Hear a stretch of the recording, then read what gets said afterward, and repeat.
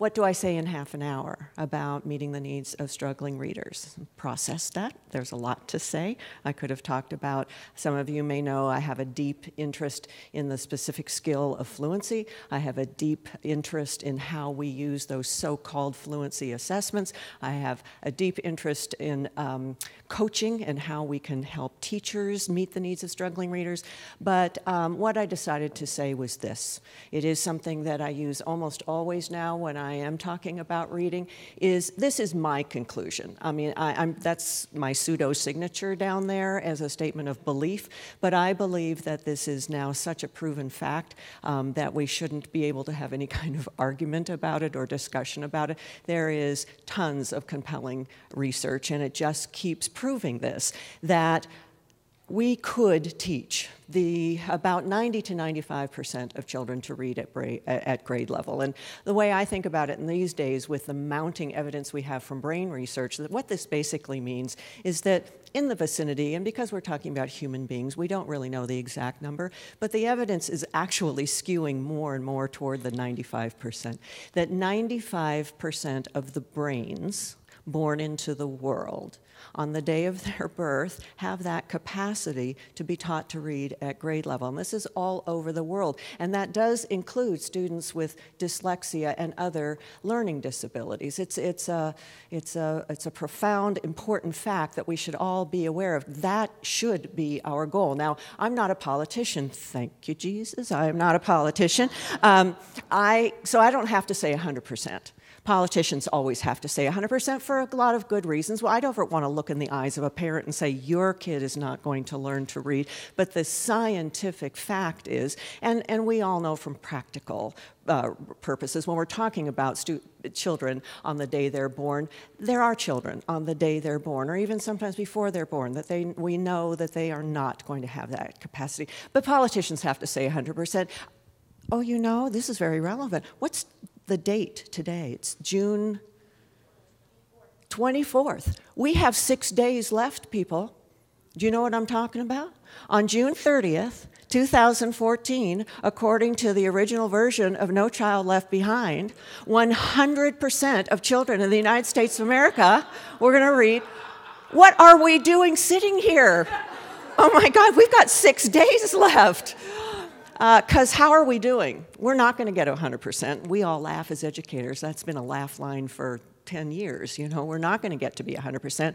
But we should be getting closer and closer to 95%. So the discerning professional educators wants to know, how are we doing?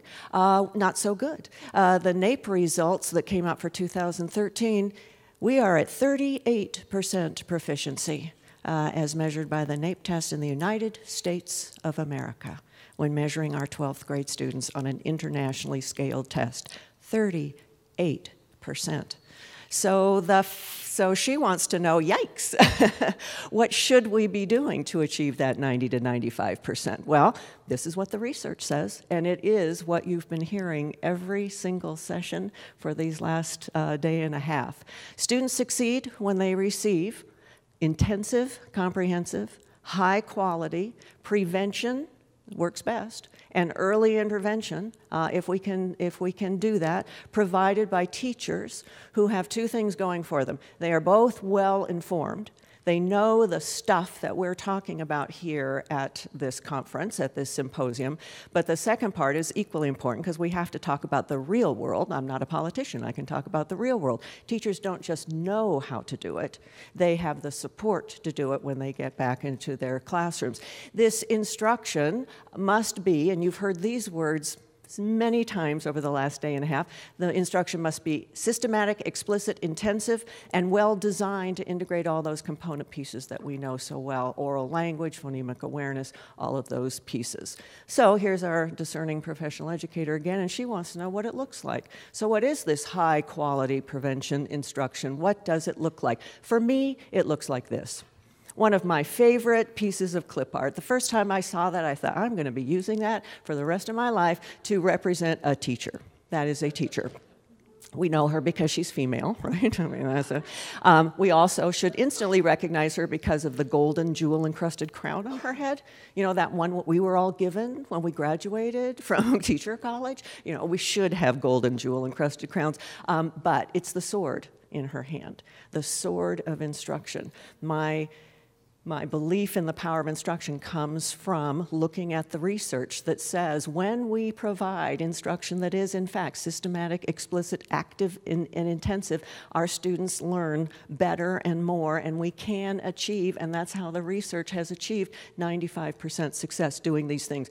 And I've heard many of my co-presenters using these words over the last few days, but not always defining them. So I thought I'd spend a couple of minutes of my precious half hour minus the 4 minutes that Brandon took, defining these things. Systematic instruction, we should always start with that, and it does involve, get excited here. Oh, and I know you don't have the handouts for our sessions here, but you do that little jump drive that you got, it's on there. So, but systematic instruction does involve two of the sexiest words that we are allowed to use in education. You'll know them when you see them. Systematic instruction involves scope and sequence. That's essentially what systematic instruction is, that we have a plan.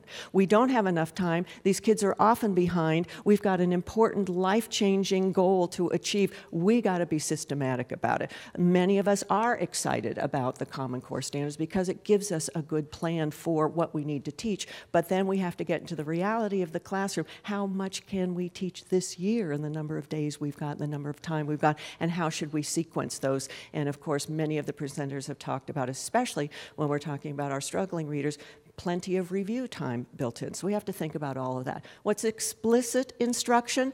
We've known this for a long time. When the more explicit we are as instructors, the more students learn. And it involves basically 3 steps. Showing the students what it is we want them to do, radical idea, giving them some time to practice with specific, concrete, immediate feedback, and then ultimately some time to practice it on their own with our observation to see if they got it or they didn't get it.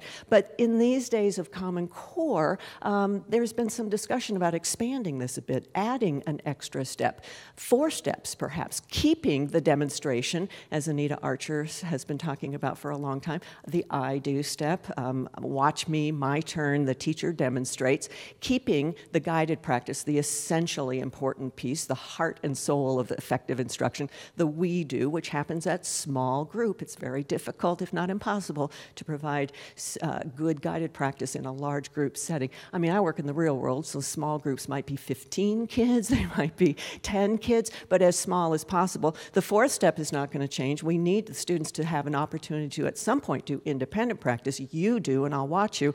The added step that we're talking about with Common Core, I first heard Doug Fisher refer to this as the all do step.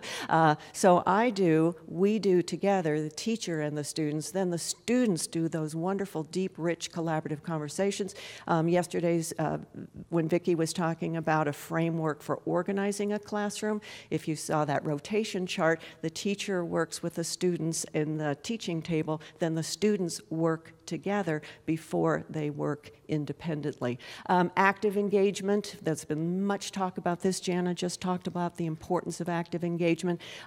Minimum teacher talk, lots of activity from the students, including oral reading so that we can hear them read, we can give them feedback, that they are encoding, writing words and spelling, they're writing, like Donald talked about yesterday, they are talking, they're discussing, they're sharing. This is, we're moving toward these classrooms, but teachers are going to need a lot of help to figure out how to do that. And the notion of intensive instruction, no wasted time, keeping that perky pace through the time that we do have with students.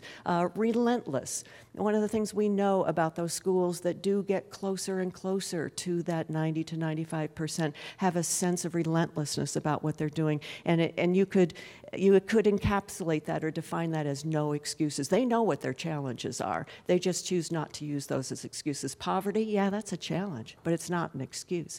Kids who don't have a solid grasp of English, yeah, that's a real challenge, but it's not an excuse for why they can't or why we can't succeed. And focused. We don't have enough time, we don't have enough money, we don't have enough people to do this work. We've got to use the data, like Philip talked about yesterday, collect that information, the right information, use it to make the correct decisions. What do our students need? And as Doug said yesterday and Jana said today, not only just what their deficits, but what can they already do using the data for that as well. We've got a lot of things to teach, so we've got to know what those key skills are, and we've got to link that to our standards. When we're doing this, systematic, efficient, effective, explicit instruction that has that active engagement and that intensity, how do we know it works? If we had more time, I would do this as an activity, turn to people and talk about how you judge when you're teaching, or your teachers. How do they know when their instruction is effective?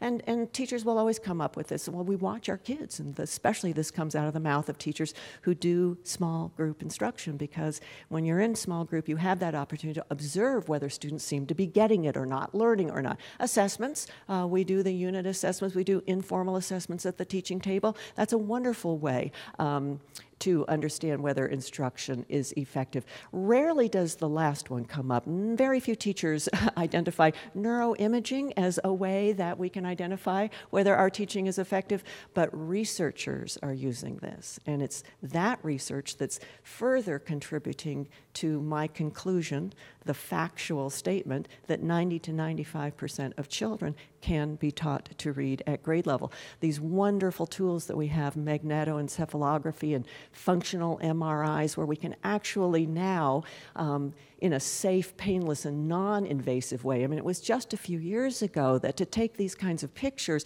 we had to shave the heads of the participant. We had to implant electrodes into the bare scalp. We didn't do that to children unless it was a life-threatening thing, and we didn't have that functional imaging where we could take pictures at the moment that the brain was actively engaged.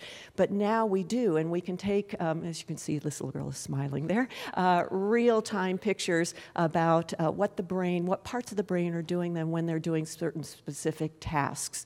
And that is deepening our understanding of this amazing brain that most of us are born with, that has that capacity. And this is one word I have not heard yet in this symposium, neuroplasticity. And it's so relevant to all the discussions that we're having here, because it just means that our brains, and our students' brains, are these amazingly adaptable, changeable, influenceable little things that we have an influence on. And I love the phrase that Jack Fletcher is the first person I heard that used this, my colleague out of the University of Texas at Houston. He said, what teachers are doing is brain surgery by instruction. Powerful teaching changes the function of the brain, not the structure. What the neurosurgeons do is go in and change the structure of their brain. We change the function of the brain through powerful instruction, and we change it permanently. We have mounting evidence where the researchers have the opportunity to use not only the standard assessments that we've done, but brain imaging to prove that teaching has affected the brain and that learning has happened. Mounting studies.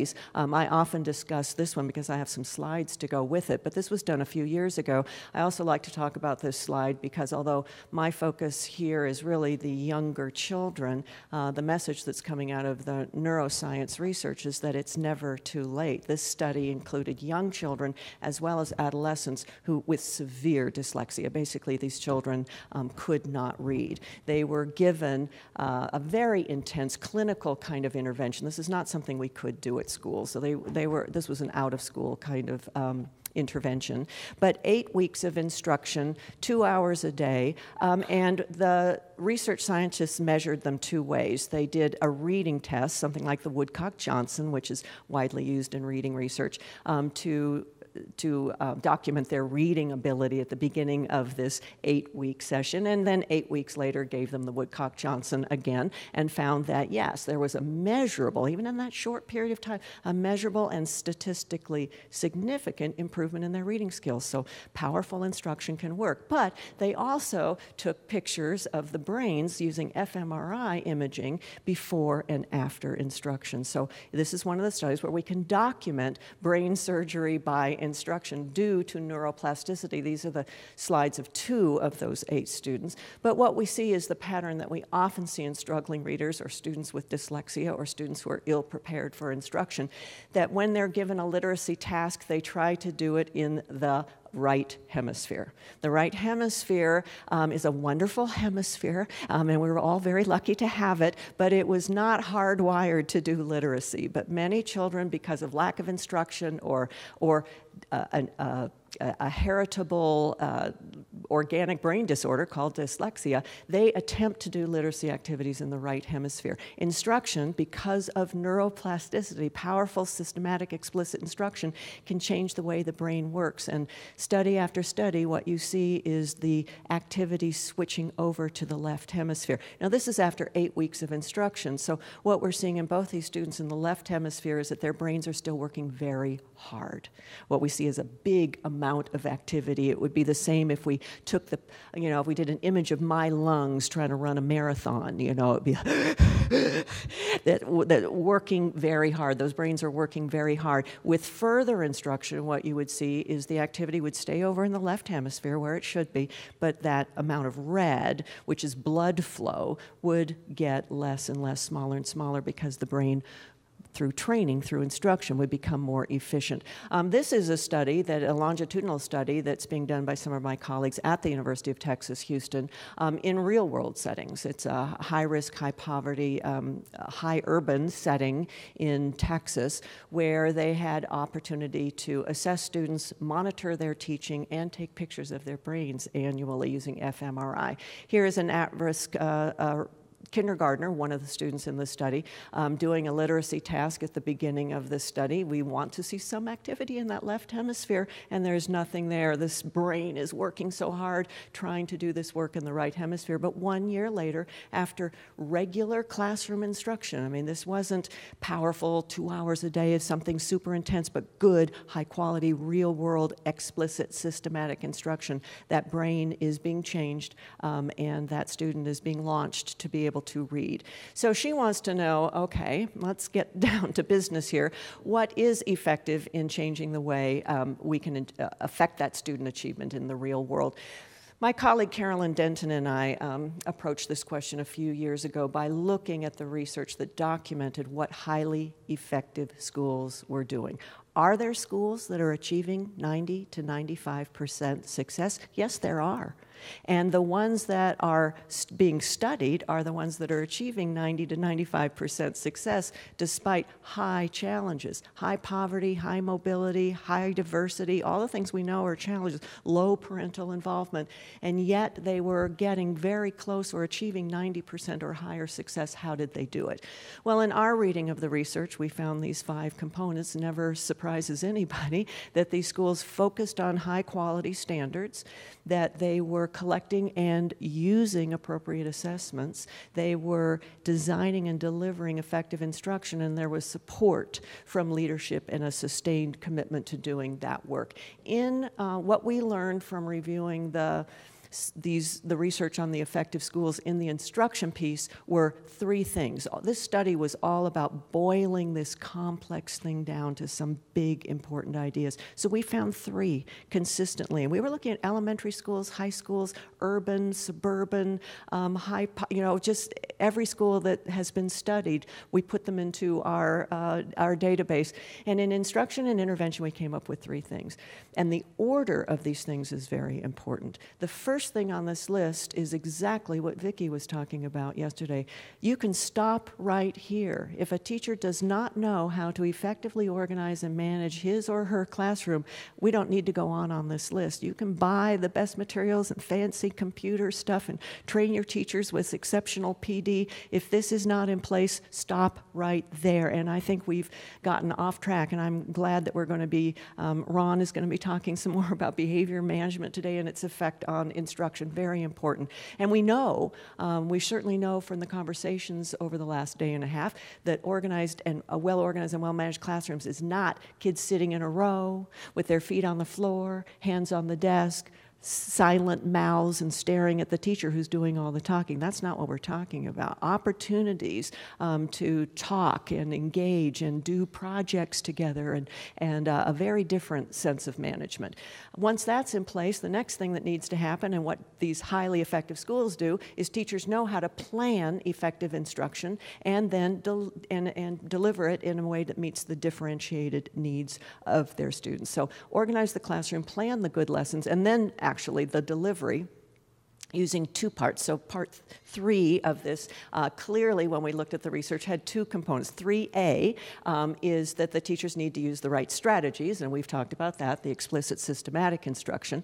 But these highly effective schools also used an important step here was materials. So I do want a little aside here is that I did this research a while ago, the sales model. I've presented it many times in venues like this where this wonderful symposium is being hosted by a publisher, dear and near to my heart, McGraw-Hill. I work at times with other publishers as well, so I've presented this in front of my colleagues who are publishers. Publishers design and prepare wonderful materials, and then they sell them. That's their job, that's their business. It's a very important thing to do. More than once I've had my wonderful, esteemed colleagues in the publishing world come up to me after I've presented this and say always some nice thing about how I presented, but then there's a but. But on that slide about instruction, you put materials last. Could you maybe move it up just a little bit? Because, you know, that's what we do. And I point out to them that always thank you first for all the nice things you said, but no, I can't, because I didn't make this up. This comes from research. But I also want to point out to them that there's basically only 3 things on this list, and materials made it. What we know, and it's even more clear now with the adoption of Common Core, is that we must have a well-developed, content-rich curriculum in order to meet our needs. It scares me crazy how many schools are deciding, for some reason, with Common Core, they don't need materials anymore. Teachers are just, in their spare time, going to make up these lessons and things. It's wrong. Do you wonder what might be an example of a well-developed, content-rich curriculum? Do you wonder about that? Well, yeah, well, apparently tonight we're going to have an opportunity to look at one example of a well-developed, content-rich curriculum. Oh, here she is again. What's her next question? Okay, does any of this change now? All these rules about explicit, systematic, planning instruction, organized classrooms. Does it change because we have newer, challenging standards? There's the answer. Nope, it doesn't change.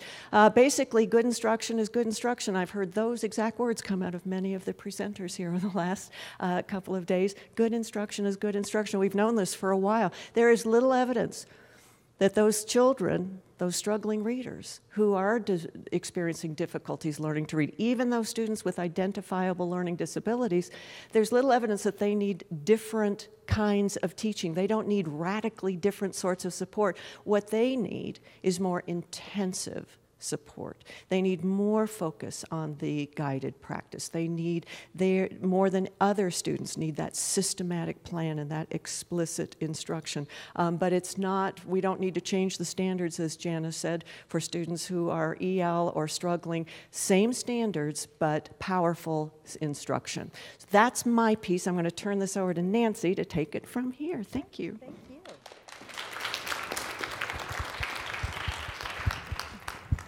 Thank you. All right, I'm going to turn this button over here. So hold on. I'm going to hide for a minute. All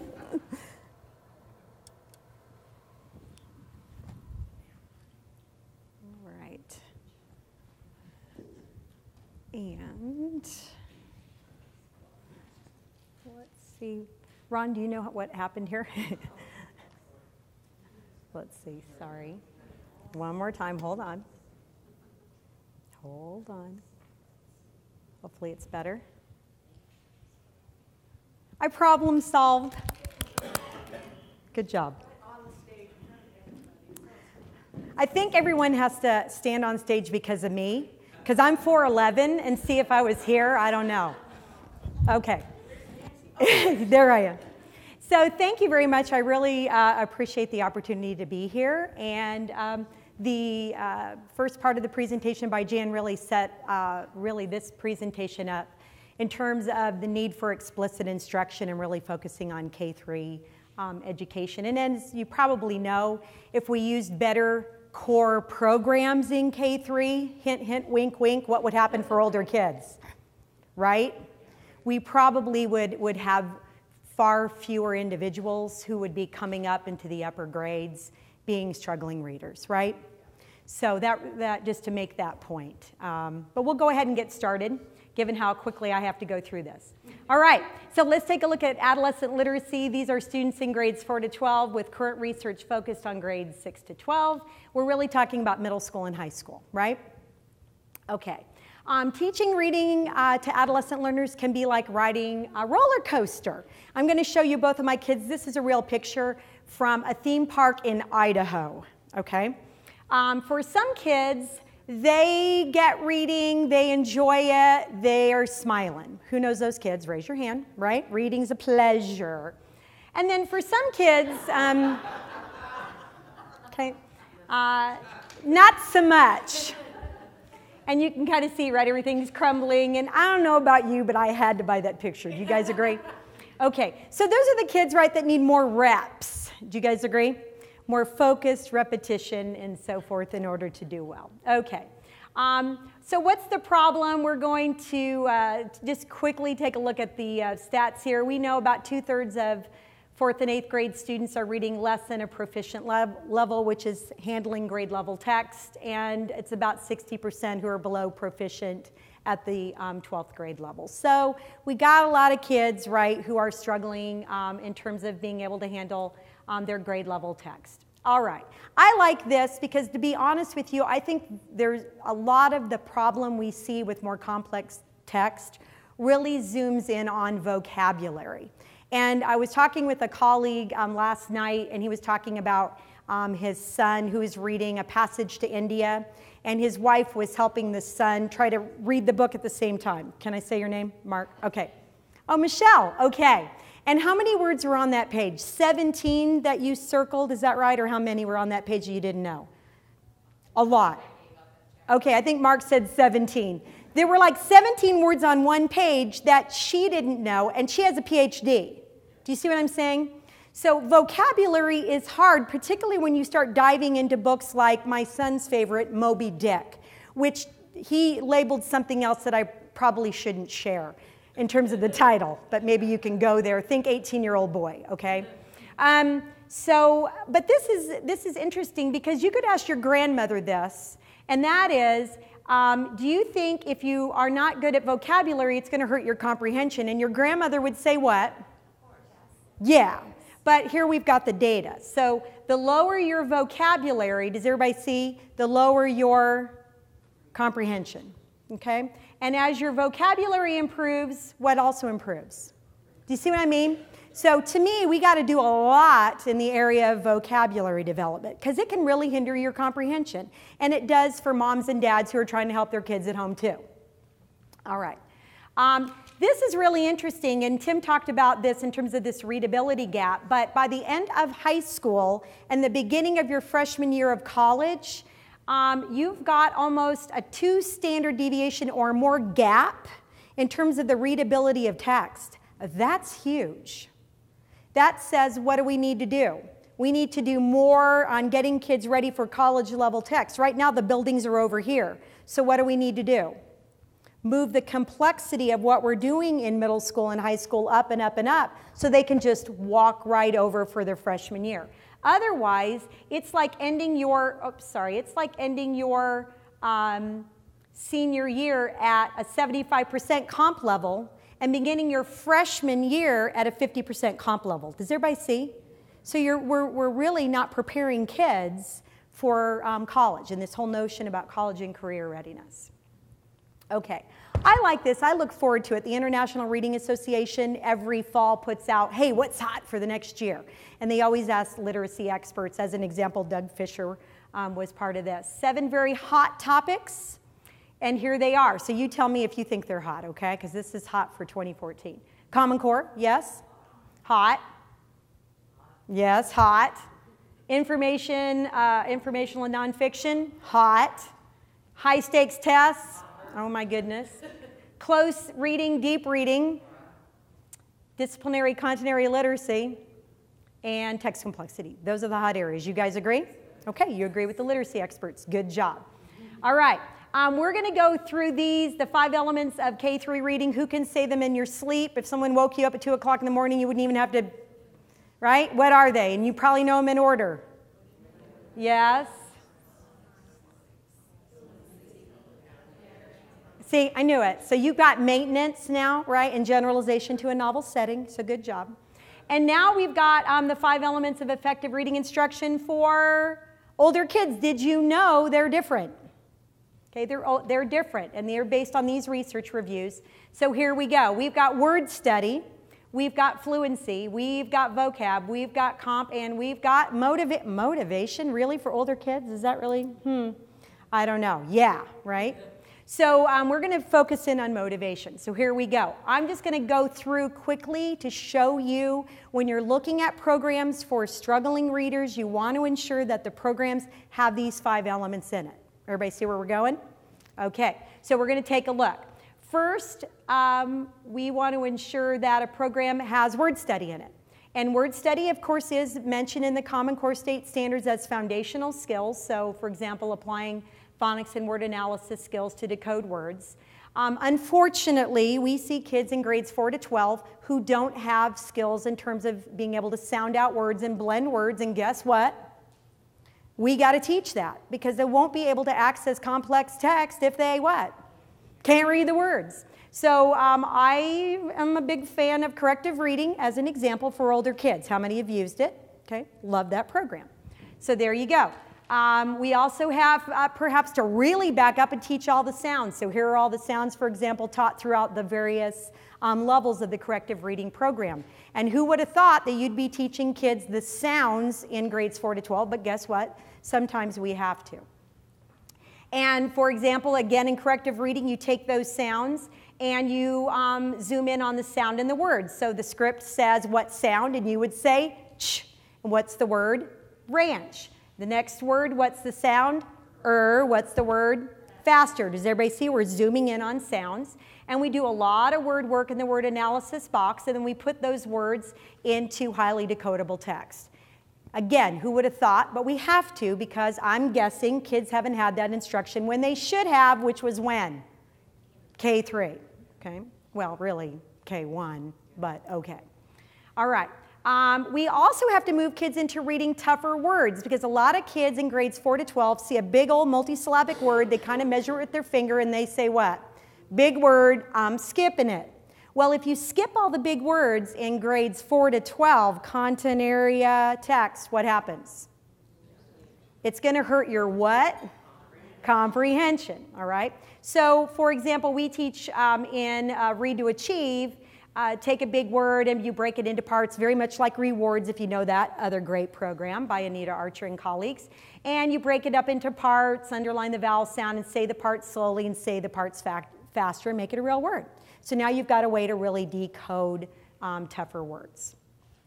Okay, that was word study, number 1. Again, we would do much more work if the kids didn't have the decoding skills, and then we'd back off on the amount of work we would do if the kids had the skills to be there. Okay, number 2 is fluency. Jan's favorite area. Of course, I love it too, and fluency relates to the whole notion of being able to support the kind of comprehension that these kids need to do. All right, so here's one example. There are researchers at Gonzaga University in Spokane, and they like the reading racetrack. It's pretty cute, And what you do is you take words that the kids don't know, you know, they've struggled with, and you put them on a racetrack, and the kids run around the racetrack for extra practice. And that's kind of cute and kind of fun, right? But is that really going to be linked with improving reading connected text? And what's your answer? So what we got to do then is get kids into reading connected text. And so, for example, in Read to Achieve, we have informational text. The kids read it. We do repeat reads. Again, someone's listening to the student. And we do hot and cold timings and so forth. And that's important to be able to build fluency. The other thing we do is, and this is important, and you'll see some fluency programs that have actually added this piece in, is that you should never do fluency without adding comprehension. Otherwise, you're going to get kids who've seen it, kids who read like the wind, and then you say, what'd you just read, and what do they say? I have no idea. So we want to make sure that kids are constantly being mindful of comprehension and have comprehension activities tied to that. Okay, and then again, they can graph. So kids can graph a cold read, which is their first read, practice, practice, practice, and then graph their hot read. And very much like programs like Read Naturally and so forth. And we have it in Read to Achieve, but we've got cold and then the hot. And then what we did was we put in, from the Hasbrouck and Tyndall data, we've got the 50th, the 75th, and the 90th percentile for data. See, Jan, I do use your stuff. That's why they paired us, because we love each other. Okay, vocabulary is number 3, and I'm going to tell you again, I think it's critical. Otherwise, if you're reading a book and a lot of words escape you, you're going to lose the meaning of it. And again, it's in the Common Core about determining the meaning. So the fact about vocabulary is that most of it's learned indirectly. We don't... we pick up on lots of things just by listening to others, by reading, and by being read to. And sometimes our kids pick up on words that you wish they didn't pick up on. But that's a whole nother story. Okay. And then we know that if kids don't pick up the meaning of words, that we have to teach them explicitly. And that would mean teaching them specific words and teaching them strategies to learn those words. Okay.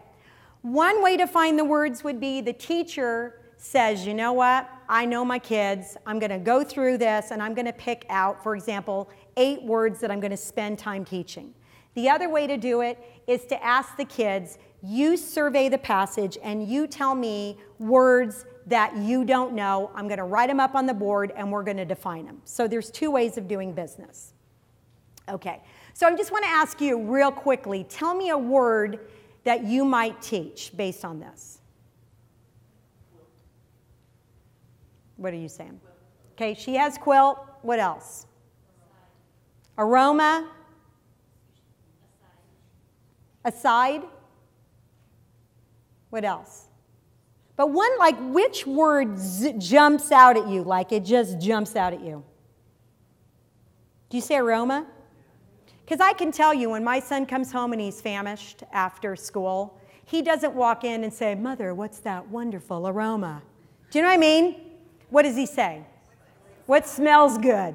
Okay? So I think I would probably zoom in on aroma. Doesn't that jump out to you as being a word that you probably would teach? And this is what happens when you look at text. You'll look at text and go, gosh, that looks like a word my kids would know. Or you have the kids do it. Okay. There are 3 tiers of words. I'm just going to put it up. This really is based on the work of Beck and colleagues. And the 3 tiers are, tier 1, they're the words we pretty much know unless you're an English learner. We'd zoom in on those words for them. But tier 1 are the words we typically would use. Tier 2 are ramped up, tougher words that we would see a lot. And tier 3 would be more science, social studies, history-based kinds of words. They're low frequency. And here's the key. You know when you learn something and it changes your life? I mean, from a teaching perspective. This one did for me, and that is that anytime you see words and you're going to teach words to kids, you always have to use a student-friendly definition. So that means tier 2 and tier 3, you always define them with words the kids know.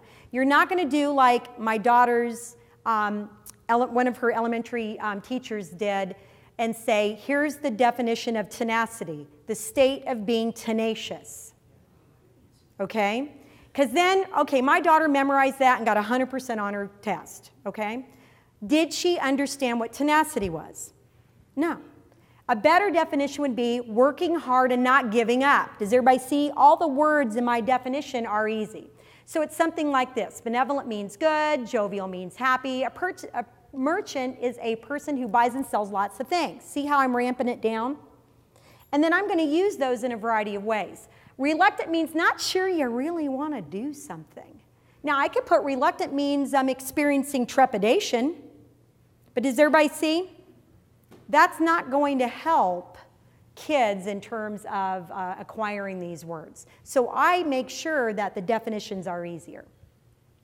Here's a great format. It's from Doug Carnine and colleagues, the Direct Instruction Reading Book. I personally like it. And it goes something like this. You take a Tier 2 word like sturdy, and you provided a Tier 1 definition. So sturdy means strong. What does sturdy mean? Okay, and what's another word for strong? Nice job. And we do a flip-flop, okay? Then I'm going to present positive and negative examples, and you're going to tell me which one it is. Of course, the kids don't see this. They've got to come up. So they could do thumbs up, thumbs down, or something like this. Tom leaned against a pole. The pole fell over. Was the pole sturdy or not sturdy? Not sturdy. And then how do you know? And you can talk about it, right? The one that I wish I hadn't done was I did a talk in Mobile, Alabama, and it was right after Katrina. A house fell down during the hurricane. Was the house sturdy or not sturdy? And they said, it doesn't matter. Okay? And then you review them. All right? So this is a nice way of doing business with regard to vocabulary.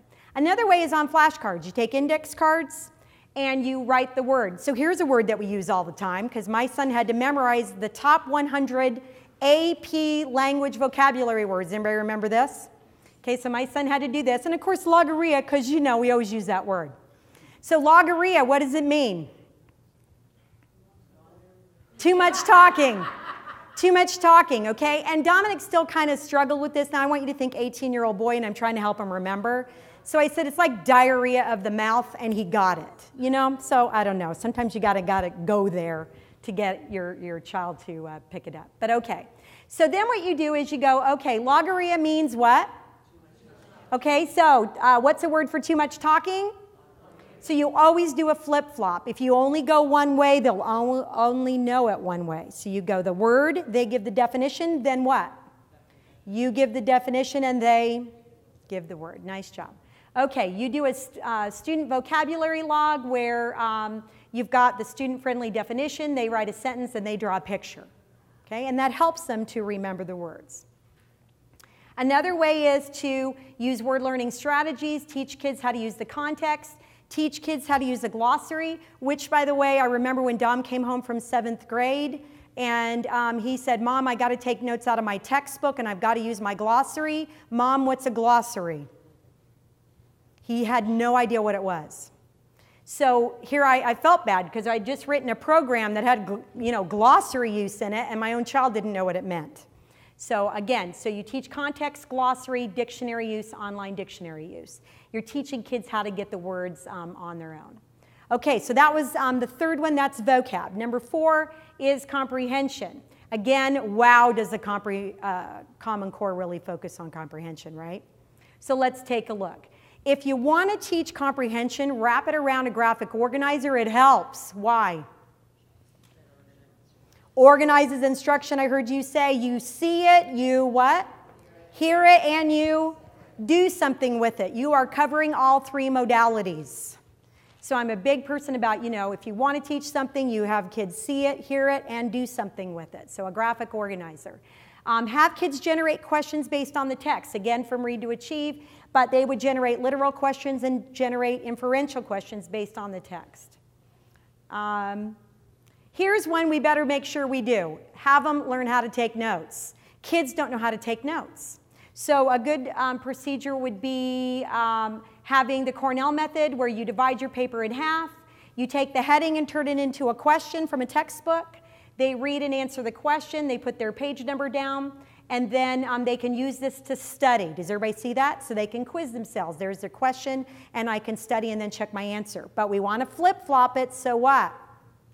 They look at the answer and they provide the question. Okay, same kind of thing in terms of note-taking. Here's another one. Ask a kid to summarize who's older 20 minutes later, right? So we want to teach summarization. For narrative text, who or what is the story about? Write it there. What's the most important thing that happened to that who or what? Write it there. Then transfer this and this into a main idea statement that's 20 words or less. Does everybody see? Now you're going to get them to write a more succinct summary. And they use a pencil so that what will happen if they get down here and they're not done? They have to erase and redo it, okay? So this is the GIST strategy for summarizing. You can do a similar thing for informational text. So you write down what's the what, who, where, how, why, and when. Write that information. And then take that information and infuse it into a summary that's 30 words or less, for example, for informational text. Okay, but this is explicitly taught, which means what? I show you, we do it together, okay, and, okay. And you would think that this would be a procedure that we would use perhaps maybe in the business world, but my daughter called me this morning and she said, Mom, she's doing a National Science Foundation summer program at a university that's using inquiry-based instruction, and this is okay. But her best friend called her and said he just got a job at Starbucks. And the way that they're teaching, at least at this particular Starbucks, is when he came in the morning, the manager said, you did 2 things wrong yesterday. It's your job to figure out what they are. So inquiry-based feedback. So I don't want that cup of coffee. You know what I mean? I thought, what a waste of time. Really? Inquiry-based instruction has infiltrated Starbucks? I mean, what's going on? Anyway, okay. Enough about that.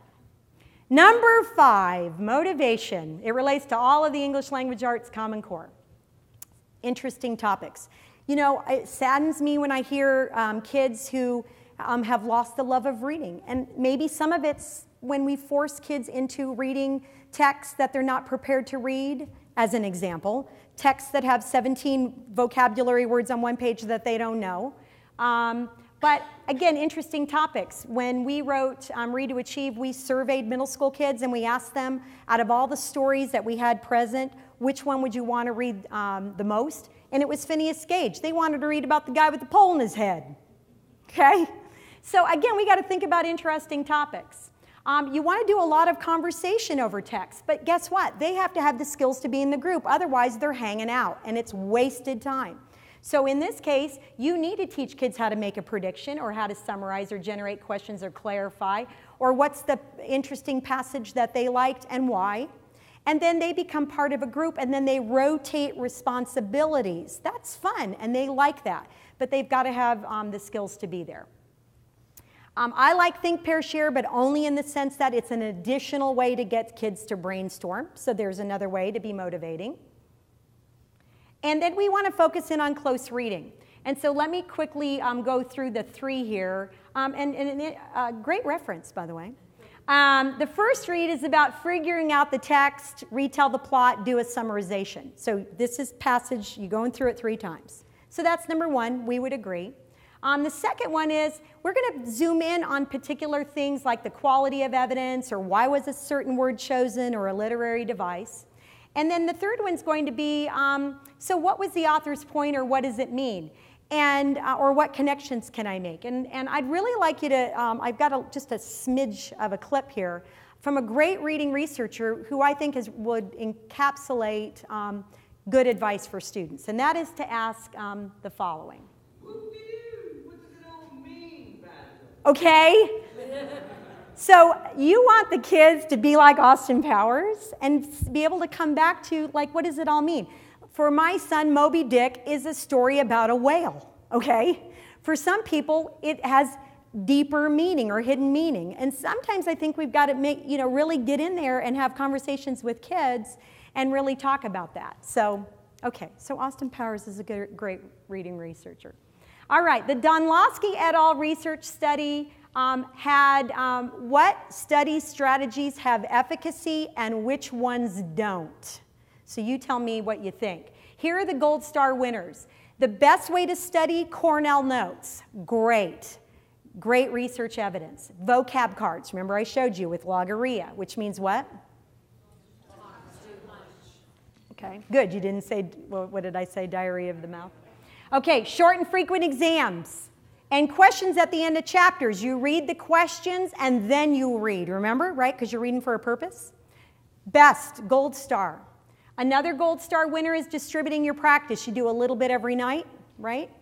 To learn it at a high level. Here are the worst ones. What doesn't work? Number one, highlighting. Why not?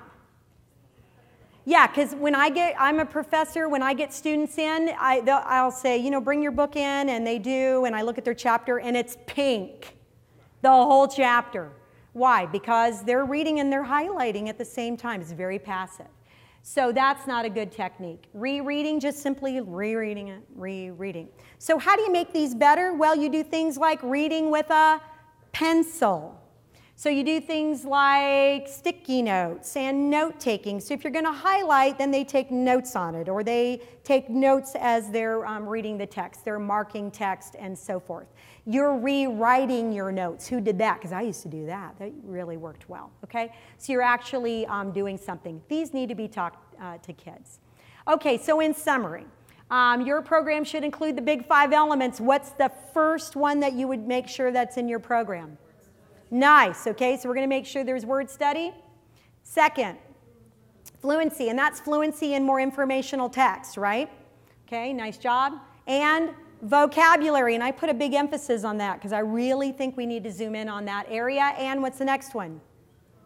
Comprehension, nice. And what's the last one? Should it be on there? Who has unmotivated kids? Right? So we need to do more in the area of motivation. Here's one example. SRA Flex Literacy is our program, and I'm really proud of this program because it does lots of great things. One of which is it has a digital component. Kids dig the computer. Is that motivating? Oh, yeah. They get to earn points. They have avatars, decorate their room. They're learning the Common Core, many of the Common Core strategies and so forth, and on the computer in a pretty cool and fun way. There's motivating videos. Ron will show you that. There's a print experience where kids are in there, you know, debating and talking about text and providing their opinions. And then there's a project experience. Doug Fisher was involved with this, where projects are involved where kids can research and really dig deeper into areas of interest. So really, in terms of motivation, nice, and it changes it up in various ways. Your program should also be built, notice the word, built to address the Common Core, which means that the Common Core is here and now I'm writing my program. See, a lot of programs will align it, but it's not exactly matching. They're trying to retrofit things. You're wanting to know, is this program built to address the Common Core? And as an example with Flex, we, in the digital experience, met literature, informational, text, and so forth. You'll see print experience and then project experience meeting all. So if you use all 3 experiences, you'll meet the Common Core state standards. All right, and I'll stop right there. Thank you very much.